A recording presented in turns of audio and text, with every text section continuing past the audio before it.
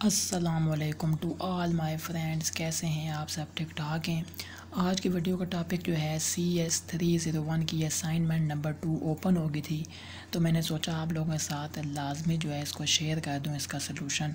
ठीक है, यहाँ पे हमारे पास लेक्चर नंबर 25 और 26 अगर ये आपने नहीं देखा या आपने नहीं सुना तो ये आप लाजमी पहले सुन लें, क्योंकि इसके अंदर से सारी असाइनमेंट आई हुई है। तो आप जब सवाल पढ़ेंगे या इसका सलूशन देखेंगे तो आप कहेंगे कि यार ये क्या, पता नहीं क्या हो गया, ये पता नहीं कैसे हो रहा है। तो ये आप जो है 25 और 26 जो है वो लेक्चर पढ़ लें, उसके बाद आप ये सलूशन फ़ाइल देख लें या फिर आप उसको फिर आप इजीली ख़ुद भी सॉल्व कर लेंगे। ठीक है, और यहाँ पे हमारा 24 जून इसकी जो है लास्ट डेट है। तो चलिए हम शुरू कर लेते हैं। यहाँ पे हमने जो है कॉपी नहीं करनी किसी की फ़ाइल, ये सारी चीज़ें आपने पढ़ी हुई होंगी। ठीक है, और ये हमारे पास जो है ये हमारे पास की असाइनमेंट है, 20 मार्क्स की है। Consider the following string saved into a string type variable we want to send it over the network to another computer. Use the given string and answer solve the questions given below. ठीक है, ये हमें एक string दी हुई है। Data structures is one of the core courses of BScs program. ये एक हमारे पास क्या स्ट्रिंग है। ठीक है, double quotes are not the part of string. Double quotes जो लगे हुए ना स्टार्टिंग में और एंड में, ये जो है स्ट्रिंग का पार्ट नहीं है, सिर्फ ये डी से लेकर आखिरी डॉट तक है। ठीक है, पहला सवाल यहाँ पे है कि build frequency table and half man encoding tree. आपने फ्रीक्वेंसी टेबल को बनाना है और हाफ मैन इनकोडिंग ट्री को बनाना है। ठीक है, इसके 14 नंबर होंगे, यानी कि 14 मार्क्स का ये पहला सवाल है। यानी कि पहला फ्रीक्वेंसी टेबल बनाना है, उसके बाद आपने हाफ मैन इनकोडिंग ट्री बनाना है। तो हम यहाँ पे पहले फ्रीक्वेंसी टेबल बनाएंगे। तो ये हमारे पास जो है फ्रीक्वेंसी टेबल बना हुआ है। कैसे बनाना है फ्रीक्वेंसी टेबल? यहाँ पे फ्रीक्वेंसी टेबल, यहाँ पे हमारे पास पहले क्या आएगा, करैक्टर, वहाँ पे क्या आएगा आगे फ्रीक्वेंसी।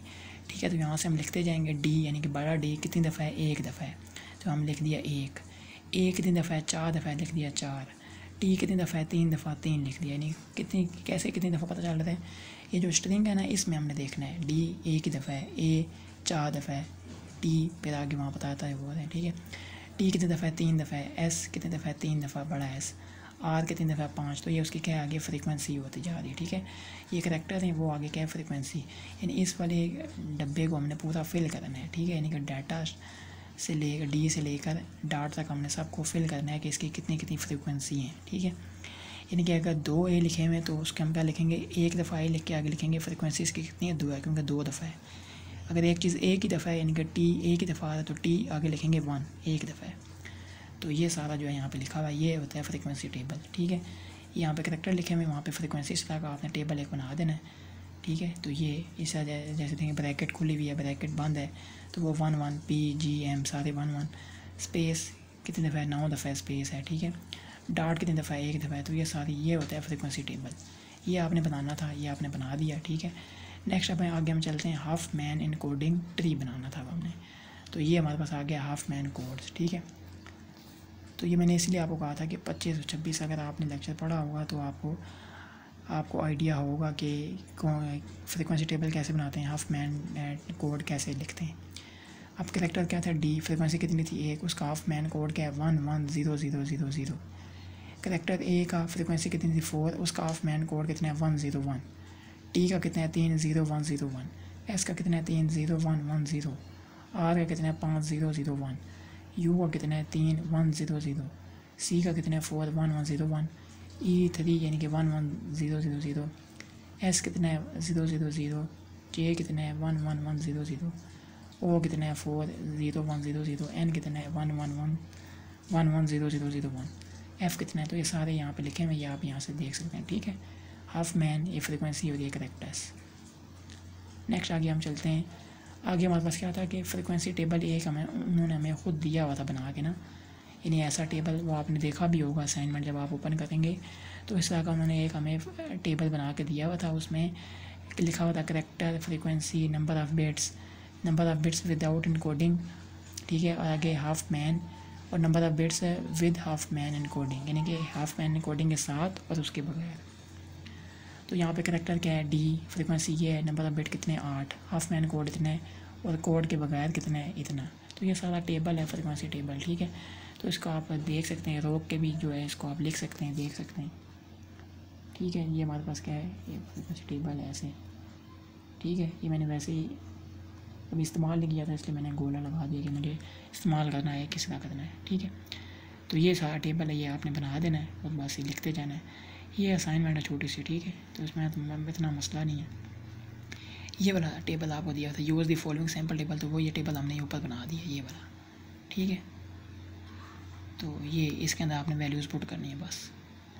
नेक्स्ट क्या है, बी पार्ट क्या था कि कैलकुलेट करो how many bits will be used for the above string 6 marks.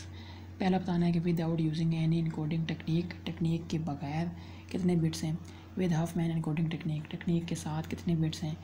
कितने परसेंटेज बिट्स जो है सेव होती है by half man encoding scheme, कितने परसेंट बिट्स को सेव करती है हाफ मैन इनकोडिंग स्कीम, ठीक है। पहला सवाल क्या था कि without using any encoding technique, किसी इनकोडिंग टेक्निक के बगैर कितने बिट्स जो है होते हैं। Without encoding each character is 8 bits long, ठीक है। इनकोडिंग के बगैर जो है हर करेक्टर 8 बिट्स लंबा होता है। टोटल नंबर ऑफ करेक्टर कितने हैं, 54 हैं स्पेसिस को डाल के, तो 54 मल्टीप्लाई 8 करेंगे तो 432 बिट्स हमारे पास आ जाएंगी। अब हमने क्या निकालना है with half man encoding technique के साथ using the half man codes from the table. तो यहाँ पे आएगा total bits with half man encoding plus कर देंगे 7 + 12 12 12 प्लस 15 प्लस 12, ये सारे इनको प्लस कर देंगे, कितना आ जाएगा 287 बिट्स। यानी कि उसके बगैर जो है, ठीक है, इनकोडिंग के बगैर कितने थे 432 बिट्स और हाफ मैन इनकोडिंग के साथ 287, ठीक है। अब आगे कितने परसेंट बिट्स जो है परसेंटेज ऑफ बिट्स सेव हुई है। Bit saved equal total bits without encoding minus total bit with half man encoding. उसमें से माइनस कर देना 432 में से माइनस करेंगे 287, तो 145% ऑफ बिट्स यानी कि 145 डिवाइड बाई 432 मल्टीप्लाई ऐसा हुआ तो 33.56% जो है वो परसेंटेज ऑफ बिट्स सेव होंगे, ठीक है। तो समरी ये लिखी हुई है, टोटल बिट कितने इनकोडिंग के बगैर कितने हो गए 432 bits, total bit with half man encoding 287 bit, percentage कितनी होगी बिट सेव्ड की 33.56। तो ये जो है हमारे पास इसकी असाइनमेंट का सलूशन था। मैंने सोचा आप लोगों के साथ लाजमी जो है शेयर कर दूँ। अगर ये वीडियो अच्छी लगी है तो लाजमी लाइक कीजिएगा और कमेंट में लाजमी बताइएगा वीडियो कैसी लगी है। नेक्स्ट वीडियो में मिलेंगे हम आपके साथ। अस्सलाम वालेकुम रहमतुल्लाहि व बरकातहू।